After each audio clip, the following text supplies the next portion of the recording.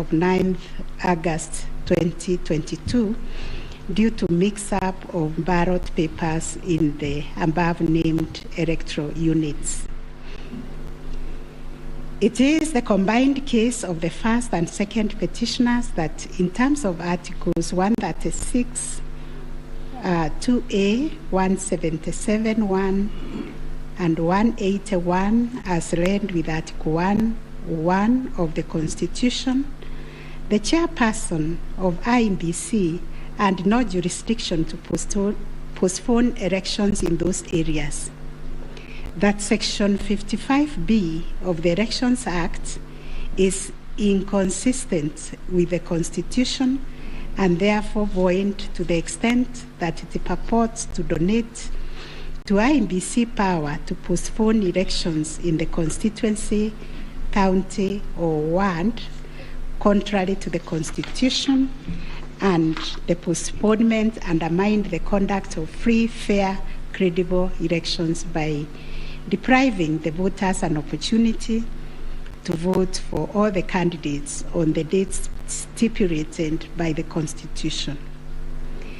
The petitioners further contend that the postponement of elections and the overall effect of suppressing voter turnout in the electoral units in question, which was prejudicial to him. Both the first and third petitioners also believe that elections were deliberately postponed in Kakamega and Mombasa counties. It was arranged that these areas are considered to be first petitioner strongholds, and as such, the postponement of elections worked to his disadvantage and handed that benefit to the second respondent. These assertions were denied by IEBC and its chairperson. They, however, admitted that they experienced confusion with the printed ballot papers and explained that they only discovered the mix-up on the eve of the election when the ballot papers were being distributed to the polling stations. That as a practice, ballot papers can only be opened on the eve of the election day to avoid any mischief, and that by the time the mix-up was discovered, it was logistically impossible to print and replace the ballot papers in time for the elections. For this claim to succeed, it must be demonstrated first, IEBC had no authority in law to postpone the elections, and secondly, that the postponement was deliberate and calculated to suppress voter turnout so as to affect the result by reducing the petitioners' overall votes. We've looked at the provisions of Section 55B of the Elections Act, which provides for circumstances when elections can be postponed in a particular electoral unit, including in cases of emergency. We are therefore satisfied that on the basis of the foregoing provision, the third respondent and the requisite power to postpone election in the constituencies, counties, and wards in question. Concerning the allegation of voter suppression, we note that voter suppression is generally recognized as a political strategy which takes many forms, but whose practical effect is ultimately to reduce voting by deliberately discouraging or preventing targeted groups of people from exercising their right to vote and thereby to influence the outcome of an election. It therefore goes against the letter and the spirit of Article 38, which guarantees every citizen the right to make political choices based on universal suffrage. As regards this allegation, it has not been shown that by postponing elections in the named electoral units, IEBC acted in bad faith or was influenced by irrelevant factors and considerations. From the explanation tendered, we are satisfied that the postponement was occasioned by a genuine mistake, which in our view could have been avoided, and the members and staff of IEBC been more diligent when they went to inspect the templates in Athens, Greece, where the printing of ballot papers was undertaken. In the absence of any empirical data, we cannot find a basis upon which to conclude, as a matter of fact or evidence, that the postponement affected voter turnout, as a consequence of which the first petitioner alone, as a presidential candidate, suffered disadvantage. At any rate, the nature of the ballot being an individual decision and secret, there may be other factors to which the turnout in the named units can be attributed.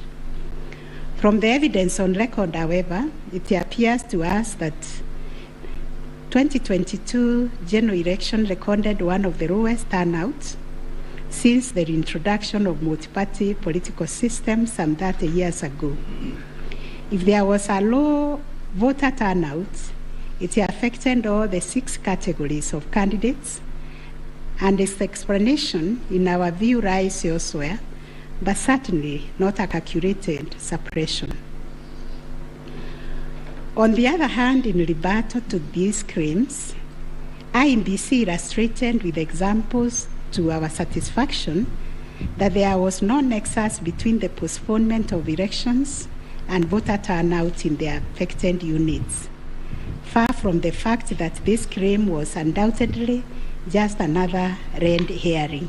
It has nothing to do with the question under review, and accordingly we reject it and own that there is no proof that the postponement resulted in voter suppression to the detriment of the first petitioner. Whether there were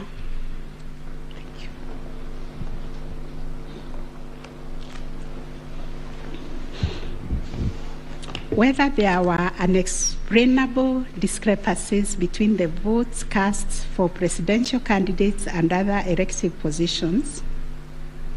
Issue number 5.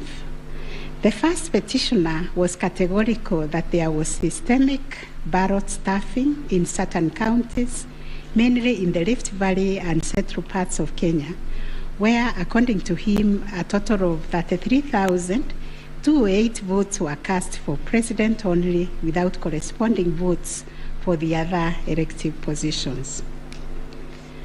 On the part of IEBC and the chairperson, while acknowledging that indeed in some instances there was vote differential between those cast for president and for other positions, but maintained that they were insignificant, and those instances related to votes by prisoners and citizens in the diaspora who only vote for the president but did not take part in other elective positions.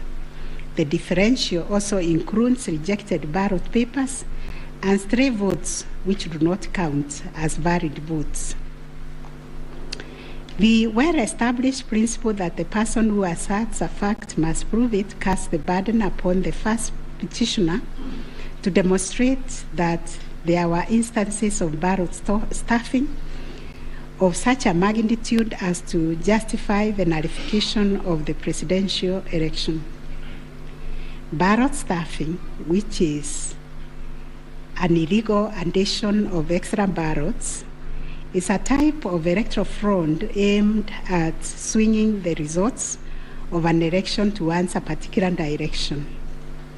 Not a single document has been presented by the first petitioner to prove systemic ballot stuffing. A figure of 33,208 votes relied on in this claim is based on unproven hypothesis that since the number of votes cast for the president is higher than those for other positions, then, without more, it must follow that there was fraud. We find that fraud is a serious criminal offense, and it must be proved beyond reasonable doubt under Section 5N of the Election Offences Act. It is indeed an offense for a person to vote more than once in any election. IEBC has provided a plausible explanation for the vote differential, citing categories of voters who only vote for the president, such as prisoners and Kenyans in the diaspora. There were an insignificant number of stray votes whose combined effect cannot justify nullification of the election. Finally, on this point, a general election in Kenya comprises of 6 different separate elections held concurrently on the same day. Such elections are held by secret ballot, and one cannot predetermine the voter turnout or how voters will vote in each election. None of the parties has flagged anything so significant that it would have affected the outcome of the presidential election vis-a-vis the other 5 elections held on the same day. We find, therefore, there were no unexplainable discrepancies between the votes cast for the presidential candidates and other elective positions. On issue number 6, whether IEBC carried out the verification, tallying, and declaration of results in accordance with Article 138, 3C, and 138.10 of the Constitution. This issue arises from the printings in all the petitions as consolidated. Based on the said printings, the affidavits sworn in support thereof, and the written and oral submissions by parties, two viewpoints regarding the meaning, scope, and application of Article 138, 3C, and 10 of the Constitution have been advanced. On the one hand, the petitioners submit that pursuant to the foregoing provisions, the role of verifying and tallying of votes as received from polling stations countrywide is vested in the Commission as a corporate entity and not the chairperson of the Commission. It is their argument that the chairperson cannot undertake this task to the exclusion of other commissioners. They submit that the language of Article 138(3)(c) does not envisage a situation where the chairperson can arrogate to himself unfettered authority to verify and tally the results at the National Tallying Center without involving the other commissioners. Such action, they contend, would not only be unconstitutional, but would be sufficient ground without more to nullify an election of a president-elect. In support of their argument, the petitioners cite the Court of Appeal decision in IEBC versus Mainakiai and 5 others as affirmed by this court in the case of Raila 2017. The petitioners further submit that Regulation 87(3) of the Election General Regulations is unconstitutional to the extent that it purports to vest the power of verification and tallying in the chairperson of IEBC. On the other hand, the first, second, and third respondents submit that power to verify, tally, and declare results of a presidential election at the National Tallying Center is the exclusive preserve of the chairperson of IEBC. According to them, there is nothing unconstitutional about Regulation 87(3) of the Elections General Regulations. The said regulation, the respondent submits, makes no mention of commissioners other than the chairperson. At any rate, the respondents argue Article 138(3)(c) of the Constitution does not envisage a situation where it is the commissioners who personally undertake the task of verifying and tallying the results as entered into the thousands of Forms 34A. Such an undertaking would be humanly impossible, they submit. For good measure, the respondents submit that Section 11A of the IEBC Act provides that the chairperson and members of the Commission are responsible for the formulation of policy and strategy of the Commission and oversight. In their view, the Act does not contemplate a situation where commissioners would be directly involved in the verification and tabulation of presidential election results. The task of verification and tallying, as stated by the respondent, is executed by the staff of the Commission under the direction and supervision of the Commission Secretary, who in turn reports to the chairperson. As to whether the chairperson acted unilaterally in verifying and tallying the presidential election results at the National Tallying Center, the petitioners claim that he did. This is what happened. It is the petitioner's case that the chairperson published an illegal Gazette Notice number 4956 of 2022, in which he designated himself as the presidential returning officer, a position unknown in law and the Constitution. Having done so, the petitioner states that the chairperson proceeded to conduct the verification and tallying process to the exclusion of other commissioners, each of whom he had assigned verifiable roles and related to the verification and tallying exercise. On his part, the chairperson of IEBC submitted that although he has the exclusive authority to verify and tally the presidential election results as received at the National Tallying Center, he did involve the other commissioners in the exercise before eventually declaring the final results. He submitted that he did this in the spirit of teamwork. The chairperson of IEBC states that indeed the 4 commissioners were involved in the preparation of the 9th August general elections from the time of their swearing into office all the way to the verification and tallying of results at the National Tallying Center until they withdrew from the exercise just when he was set to declare the final result.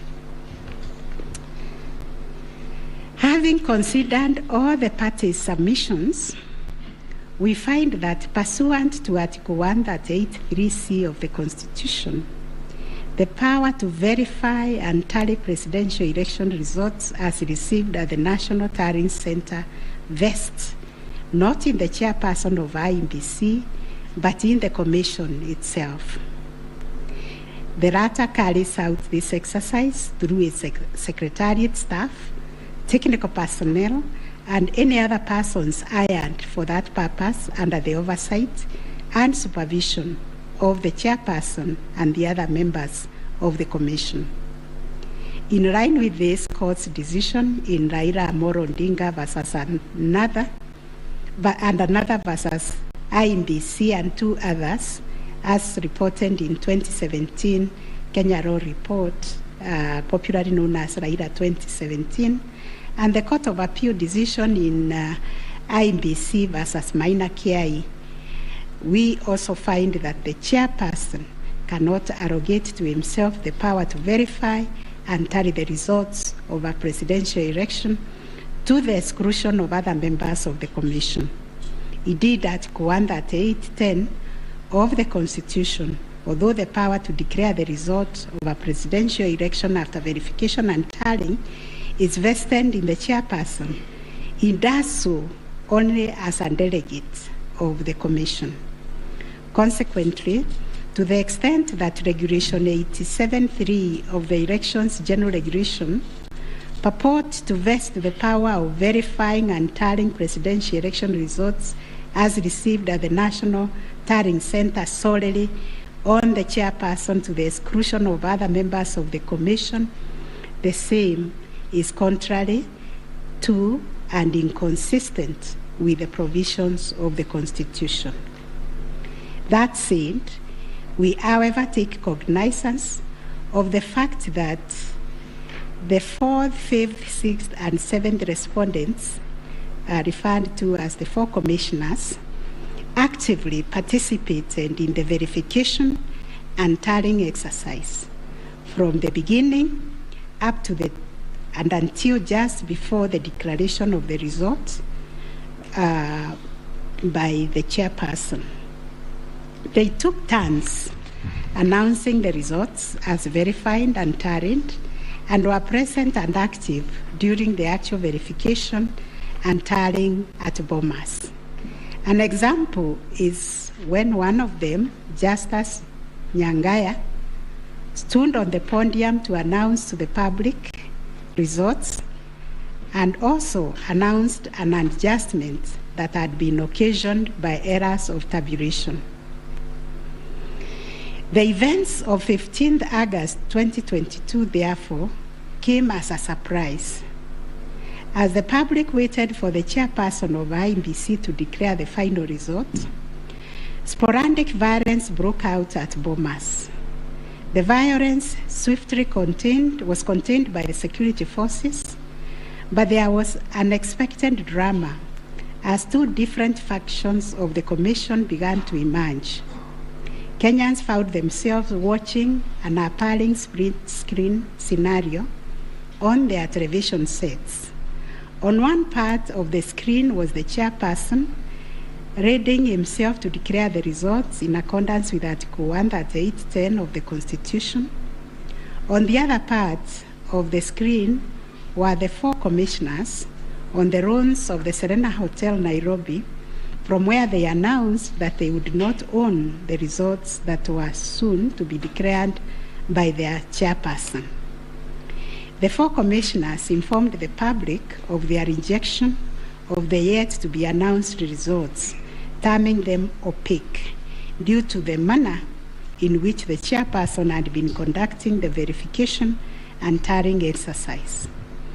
In his affidavit dated 25th August 2022, Justice Nyangaya averred that the chairperson's actions during the tallying and verification exercise at Bomas made it difficult to ascertain the total number of votes cast and the actual number of votes attained by each candidate, so as to enable him authoritatively state the commission and declared accurate results. All the petitioners have anchored their arguments for the nullification of the 9th August presidential election in Taharia on the walkout from the Bomas by the 4 commissioners. They contend that by rejecting IEBC's results on grounds of opaqueness of the verification and tallying process, they called into question the credibility of the entire election. They further submitted that being in the majority out of the 7-member commission, their view should prevail and the election should be nullified. It is the petitioner's argument, therefore, that a dysfunctional commission cannot deliver a credible election. We note that apart from their 11th hour denunciation of the verification and tallying process and their averments regarding the conduct of the chairperson, the 4 commissioners have not placed before this court any information or documents showing that the elections were either compromised or that the result would have substantially differed from that declared by the chairperson. Critically, they have not explained why they participated in a verification process when they knew that it was opaque up until the last minute. Indeed, at the Serena Hotel press briefing, the 4 commissioners acknowledged that thus far the entire election had been managed efficiently and credibly. The chairperson on his part did not make matters any better by maintaining a stoic silence, even as things appeared to be falling apart.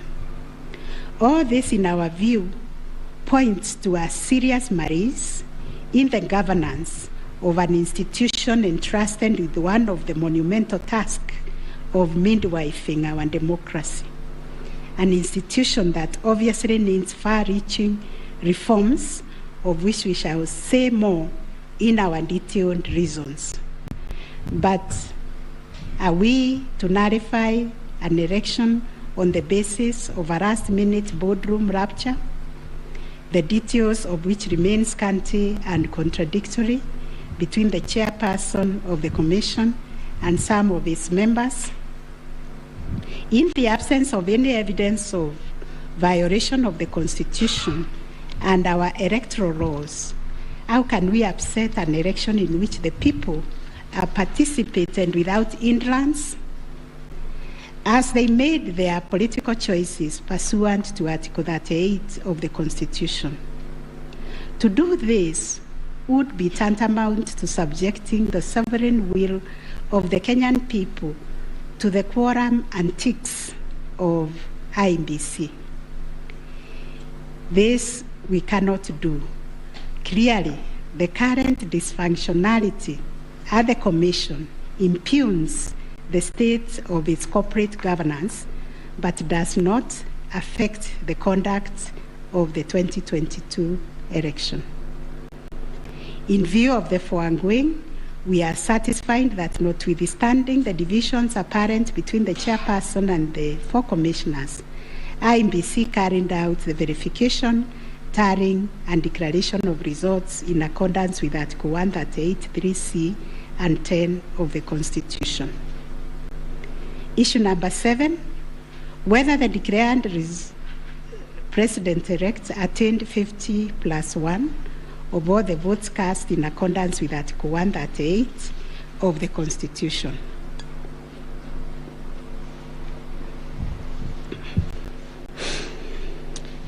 The first, second, and third petitioners averred that the first respondent did not garner 50%+1 of the total votes cast, and therefore did not meet the threshold provided by Article 138(4)(a) of the Constitution. They anchored their claims on the basis that in order to determine whether a candidate has attained 50%+1 of the votes cast, this ought to be calculated based on the total number of votes cast, excluding rejected votes. They argued that 50% of 14,353,165 votes, in their view, were the variant votes cast, which amounted to 7,176,582.77 votes. They therefore contended that by attaining 7.176141 votes, the first respondent did not meet the constitutional threshold to be declared president-elect. Supporting the claim that the first respondent did not meet the 50+1 constitutional threshold was the 6th petitioner. His contention was founded on the backdrop of a press briefing issued by the chairperson of IEBC after the official closure of voting on 9th August 2022. According to the 6th petitioner, the chairperson of IEBC announced that the voter turnout was 65.4% of the total number of registered votes based on the verification of the KIMS kits which were functional during the process of voting. In addition, the 6th petitioner urged that the voter turnout of 65.4% did not include some 238 polling stations where the KIMS kit had malfunctioned, necessitating use of the manual register. It was therefore urged that the minimum number of votes cast could not be less than 14,466,779. Additionally, that this number was bound to increase once the number of votes from the areas that used the manual register were included. The sixth petitioner further claimed that a summation of the minimum number of votes cast and untallied manual votes would represent the actual voter turnout. In challenging the declaration made by the chairperson of IEBC, the sixth petitioner affirmed that the final tally, published in Form 34C, only accounted for 14,326,641 votes cast, including some 113,614 rejected ballots. The sixth petitioner contended that this tally did not factor in some 140,138 votes cast using the manual register.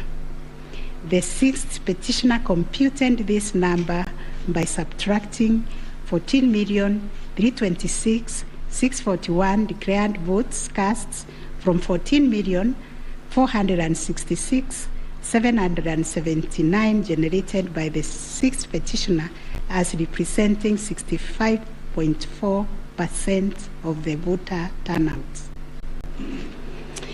Referring to the tallies in Form 34C, the sixth petitioner summed the number of votes cast for each candidate as follows: Raila Odinga, 6,942,193; William Ruto, 7,176,141; Wahiga Mwaura, 31,987; and George Wajakoya, 61,969, adding to a total of 14,213,027. He then added 140,138,000 arranged to be untalled votes, and this yielded a total of 14,353,165 total valid votes, which the sixth petitioner used to compute the percentages garnered by each candidate as follows. William Ruto, according to him, garnered 49.9%, Raila Odinga 48.3%, Wahiga 0.22%, and Wajakoya 0.3%. It is on this basis that the sixth petitioner grounded the claim that none of the candidates met the constitutional threshold as set out in Article 138(4)(a). IEBC and its chairperson disputed the sixth petitioner's claim. They submitted that the declaration of results is based on the number of people identified as having voted on the KIMS kit and not the total persons on the voters' register as arranged. They contended that the final voter turnout, comprising of the voters who were identified through the KIMS kit and those who voted manually, was 64.76% and not 65.4% as arranged by the petitioners. They urged that the announcement error by the chairperson of IEBC on 10th August 2022 was immediately clarified during the same press briefing, and evidence of this correction was provided to this court in an affidavit of the first and second respondents in Presidential Election Petition number 7 of 2022. According to IEBC and the chairperson, 14,239,862 voters were identified using the KIMS kit, while 86,889 voters were identified using the printed voter register. Therefore, the total valid votes cast were 14,213,137, while the total number of rejected ballots were 113,614, constituting 14,326,751 total votes cast. They illustrated that the first respondent garnered 7.176141 votes, against 14,213,137 total valid votes cast, yielding a percentage of 50.49 to meet the requisite constitutional threshold for a candidate to be declared president-elect. In the upshot, the percentage attained by each candidate was as follows: Raila Odinga 48.84%, William Ruto 50.48%, Waiga Mwaure 0.22%, and George Wanjakoya 0.43%. IEBC and its chairperson also submitted that the KIMS kits malfunctioned in 235 polling stations, necessitating the use of the printed voter register. In these polling stations, backup KIMS kits were later deployed for purposes of results transmission. The first respondent, in response to the question of 50+1 constitutional threshold, maintained that he attained the threshold under Article 138(4) of the Constitution as elaborated by the IEBC and the chairperson. This court has considered the differing formulas and threshold arguments presented by various parties to this petition, while the first, second, and third petitioners raised pertinent questions connected to this issue. We shall address them together with those of the sixth petitioner, who has addressed and focused on the issue as specifically framed in detail. It must be restated that the case made by the sixth petitioners concerns a data-specific threshold as enunciated under Article 138(4) of the Constitution, that without attainment of which there can be no declaration. This data-specific threshold is what this court declared in John Aaron Mwau and two others versus IEBC and others. Petitions numbers 2 and 4 of 2017, consolidated, referred to as the ultimate yardstick for determining the winner in a presidential context. In Raila Odinga and 5 others versus IEBC, petition number 5, 3, and 4 of 2013, this court asserted that rejected ballot papers do not constitute a vote cast to be included in calculating the final tally in favor of a presidential candidate. We are not persuaded by amicus curiae's brief, that is Law Society, who attempted to persuade us to consider our position on this finding. We reiterate that rejected votes cannot be taken into account when calculating whether a presidential candidate attained 50% plus 1 of the votes cast in accordance with Article 138(4) of the Constitution. Similarly, in the same Raila 2013 case, the court further laid down the parameters of burden and standard of proof in electoral disputes. More specifically, the burden and standard of proof required in disputes challenging the outcome of a presidential election. And this is what the court said, I quote, "In the case of data-specific electoral requirements, such as those specified in Article 138(4) of the Constitution, for an outright win in the presidential election, the party bearing the legal burden of proof must discharge it beyond any reasonable doubt." The question that follows was whether the petitioners challenging the attainment of 50% plus 1 constitutional threshold and the computation by the sixth petitioner in general met the standard of proof settled by this court in Raila 2013 case. The premise of the sixth petitioner's percentage computation was a press briefing made by the chairperson of IEBC on 10th August 2022, When the evidential burden shifted to IEBC and its chairperson, as it does in election cases, they produced video evidence correcting the percentage voter turnout to read 64.6 at the time of the briefing. This percentage, however, did not include reports from all the Koome kits and 86,889 voters who were identified manually using the printed register of voters. In our view, the assertion by the sixth petitioner that the percentage voter turnout was firstly predicated on the uncorrected percentage given by the chairperson of IEBC was negated by evidence adduced to prove the correction.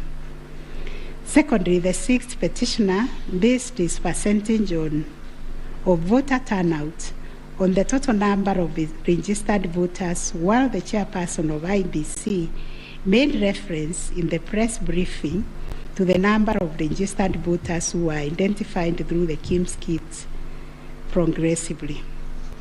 The sixth petitioner also asserted that rounding off of votes cast in a presidential election as a means of assessing the threshold under Article 138(4) of the Constitution kills and bars voters, which is illegal and unconstitutional. We have deliberated on this proposition and found that it is not mathematically sound and that the rounding off done by IEBC and the chairperson was correct. Consequently, we find that the petitioners did not provide a watertight case to warrant the setting aside of the results of the presidential election on the basis of not having met the threshold provided under Article 138(4)(a) of the Constitution. On the voter turnout, therefore, we find that the formula predicated on the number of voters identified through Koome kits progressively and used by IEBC and the chairperson to generate a percentage of 64.76% was correct. Having settled the issue of voter turnout, we must ask ourselves whether in the making of the declaration, the chairperson of IEBC applied the formula in Article 138(4) of the Constitution, which is total votes cast less rejected votes divide by 2 must always give 50% plus 1 vote. Given the numbers that were presented to us by IEBC and the chairperson, this would translate to 14,213,137 divided by 2 plus 1, which makes 7.106,569. The question that must inevitably follow is whether this formula, when applied, will confirm that 7,106,569 votes is less than 7.176,141, which represents the number of votes received by the first respondent.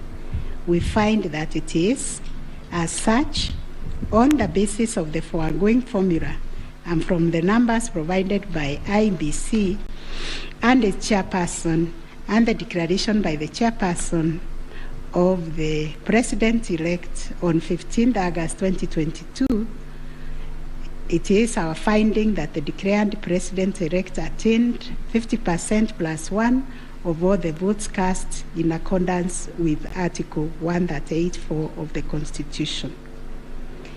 Issue number 8, on whether there were irregularities and illegalities of such magnitude as to affect the final result of the presidential election. Although the petitioners have provided numerous averments pointing to possible irregularities and illegalities marked by failure of technology, arranged voter suppression, printing and utilization of Book 2 of 2, EU preparation by the IEBC and its chairperson, commission indiscretions, transposition anomalies, agent absence, and many others, we are of the view that the pointed irregularities and irregularities were not of such magnitude as to affect the final result of the presidential election. We will delve deeper into the details of this issue in our recent judgments. Last issue, what reliefs and orders can the court grant? Under Article 163(3) of the Constitution, it is provided that the Supreme Court will have A, exclusive original jurisdiction to hear and determine disputes relating to the election of the office of the President arising under Article 140.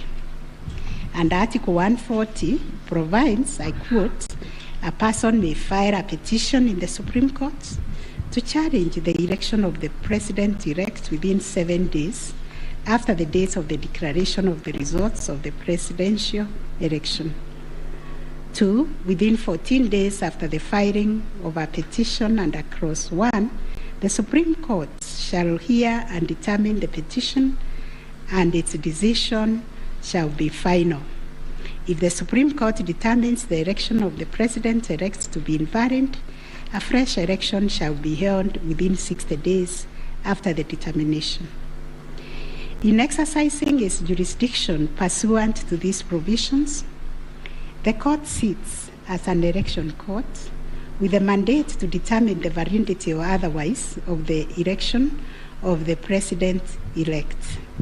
It is clear to us that the jurisdiction of the court is quite circumscribed in terms of the orders or reliefs it can grant following the hearing and determination of the election petition under Article 140 of the Constitution. In the event the court determines that the election of the President-elect is invalid, it must make an order nullifying the election.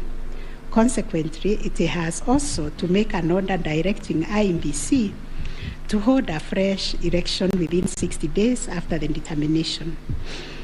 Should the court determine that the election of the President-elect is valid, it shall issue a declaration to that effect.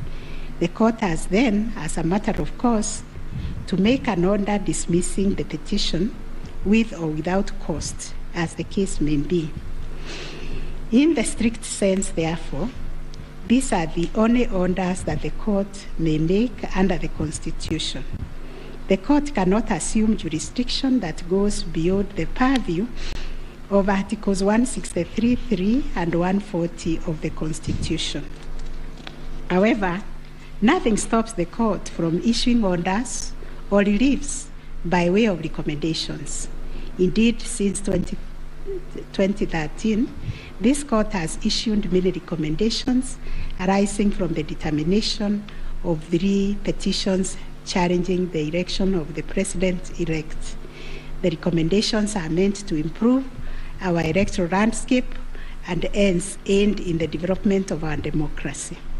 In this regard, this court has been greatly aided by the contributions also of the amici curiae, and the court places a heavy premium on those briefs that were filed and those which were admitted.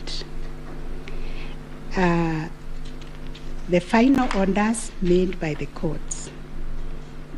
This is a unanimous decision of the court, and we make the following orders. 1, the presidential election petition number E005 of 2022 as consolidated with the presidential election petition numbers E001, 2, 3, 4, 7, and 8 of 2022 are hereby dismissed. As a consequence, we declare the election of the first respondent as President-elect to be valid under Article 143 of the Constitution. This being a matter cutting across the public interests, we order that each party do bear their own costs it is so honored.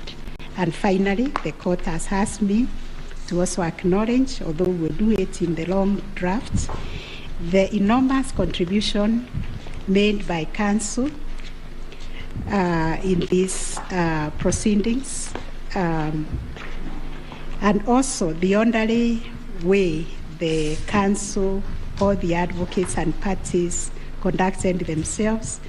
They remained seated throughout the proceedings.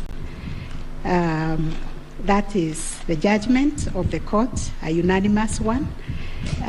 We shall issue a media summary to help the media summarize the case. I think that is all. Thank you very much for coming.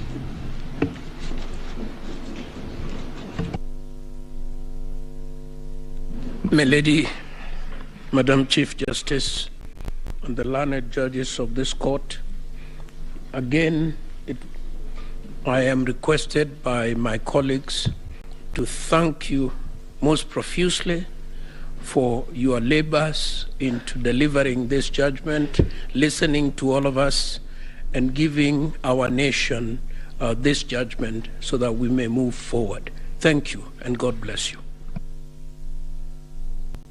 It may please the court. It is not true that I asked the Attorney General Emeritus to talk on our behalf. Next time you should talk to me. Let me similarly, on behalf of the lawyers for the counsel for the first and second petitioner, thank the court, and it has been a journey, worthwhile journey, sitting through these proceedings, and we thank the court for your patience and for the delivery of this judgment within the time stipulated. We thank you.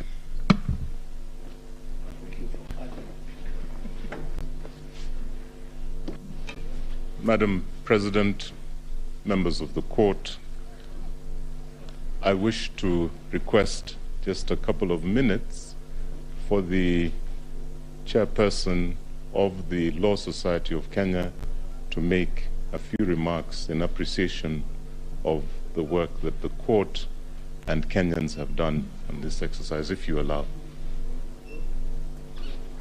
Thank you. I call upon Mr. Eric Theuri to come and make his remarks. It is also his birthday. I would have sung happy birthday for him.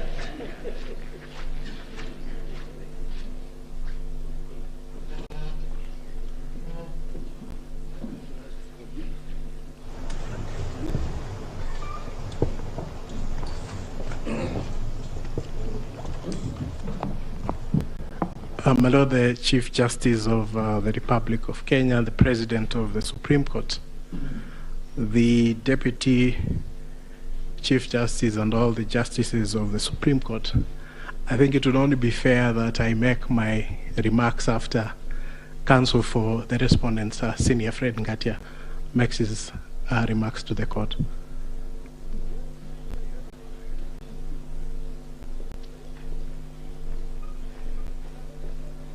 Madam Chief Justice, thank you very much.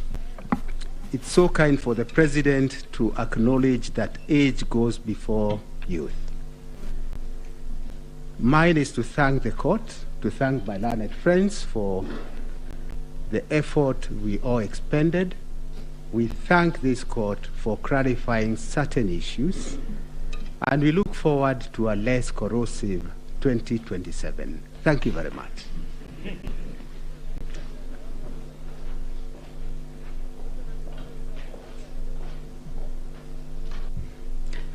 Madam Chief Justice, Madam Deputy Chief Justice, it's so nice to have two madams at the same time, and members of the court. Since there are only men talking, I decided that I should become a woman and talk. It's become too much of a male affair in here. But on behalf of well, I think we were the third petitioner, I wish to thank you, and you've clarified the Regulation 87.4, which I was feeling very passionately about, that it was unconstitutional from what I've heard. But thank you very much for the time you spent, and we do apologize if at times we looked like hooligans. I mean, you have said we behaved well, but we didn't behave as well as we should have. But thank you very much for your time and for delivering this judgment.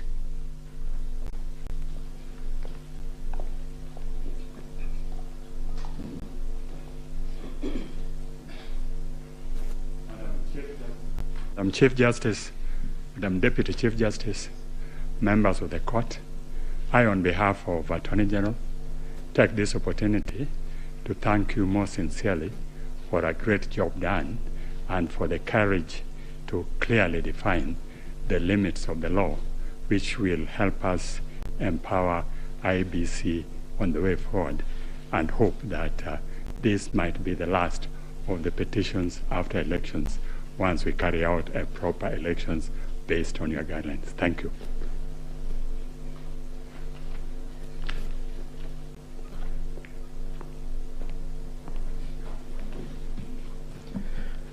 The Chief Justice and the Justices of the Supreme Court.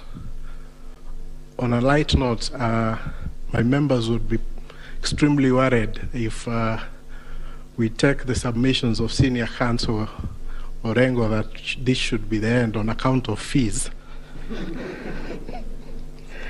But Lady, the Chief Justice, on behalf of the Law Society and all the members of the society, we wish to, first of all, take this opportunity to thank the court in the manner in which it has conducted these proceedings, extremely efficient, especially in light of the really short and strict timelines that you've had.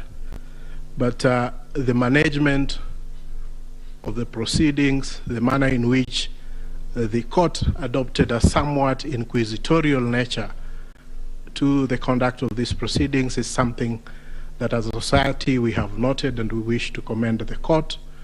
And we do hope that the other courts, as they determine any petitions, election petitions that will go before them, will similarly adopt such inquisitorial attitude, so that we try and really enrich the process that these proceedings intend to achieve. Secondly, I wish to also thank the council, all the advocates who have appeared before you. They have demonstrated extremely high standards of decorum and courtesy, and have also demonstrated a flair for persuasion of the court, including the use of PowerPoints, and of course the now famous Pinky Pinky Ponky mimic. But all that really, I'm sure, has demonstrated, especially to the younger members of the society, how to conduct themselves before the court and how to really prepare a persuasive brief. And we thank all the advocates who appeared before this court for the good work that they have done. And of course, as a society, we feel extremely proud that they have been able to raise the profile of the advocates in this country a notch higher from their presentation. So, my lady and my lord, it's not lost to us that at the end of these proceedings, and once we are able to get your judgment after 21 days, that it is democracy and the Kenyan people who are the winners. The decision today, in a way, validates the choices that were made by the Kenyan people on the 8th of August, and they also help to build confidence in the institutions that manage the elections and the court. We recognize that no country is born as a democracy, and that it is a process, and the process of challenging an election, as has happened before this court, is part of the processes of building confidence within the electoral system. And we thank all the petitioners for choosing to challenge the results before this court, but at the end of the day, Kenya stands tall as a beacon of democracy, and we're very grateful that we've had this opportunity also as a law society to appear before the court and to give an amicus brief which the court has had time to consider. So we thank you and we wish you a good day. I know it has been a long 14 days, but you can rest, and we'll be looking forward to the decision that you deliver within 21 days. Thank you so much, my lady and justices of the Supreme Court.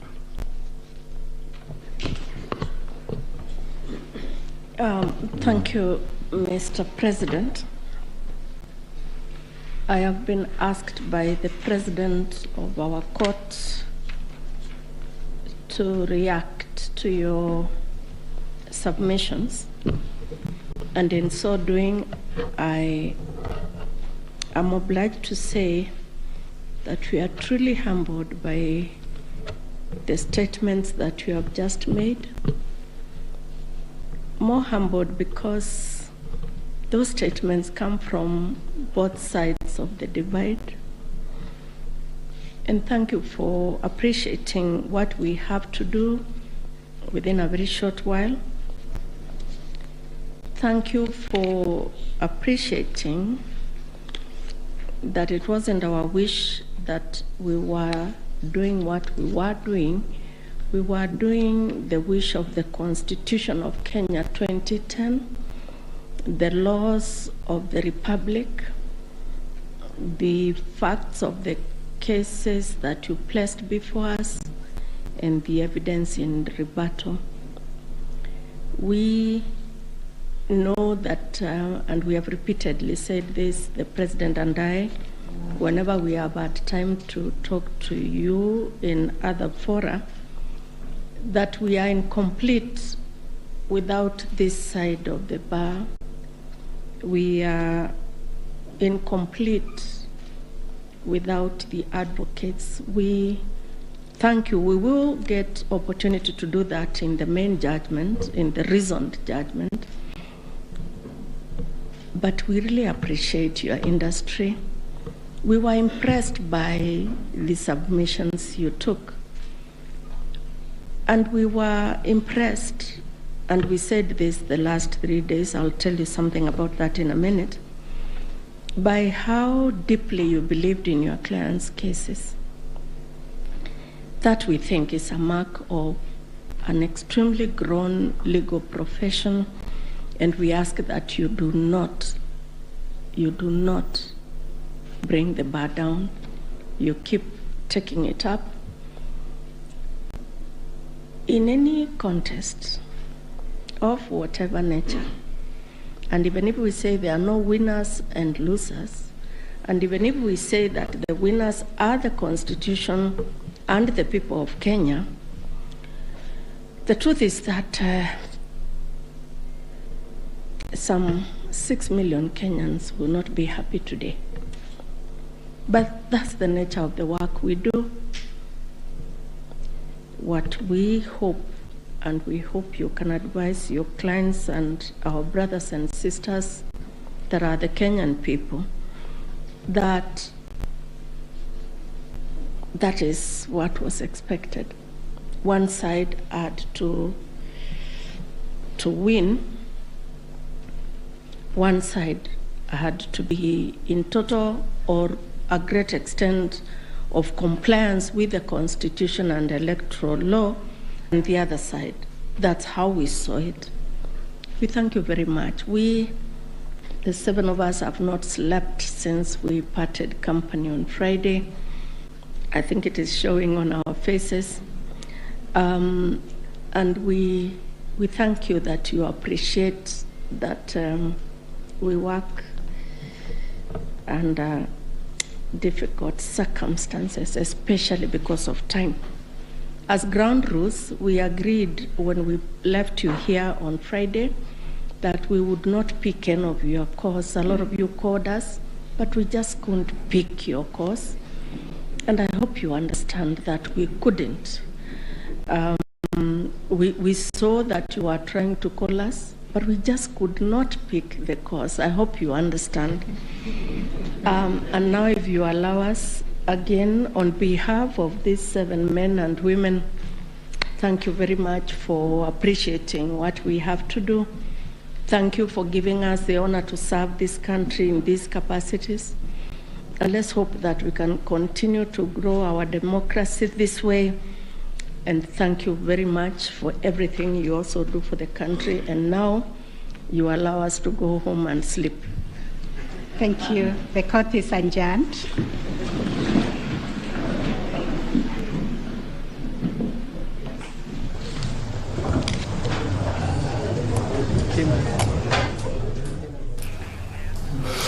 Very well, there you have it. William Samoei Arap Ruto is officially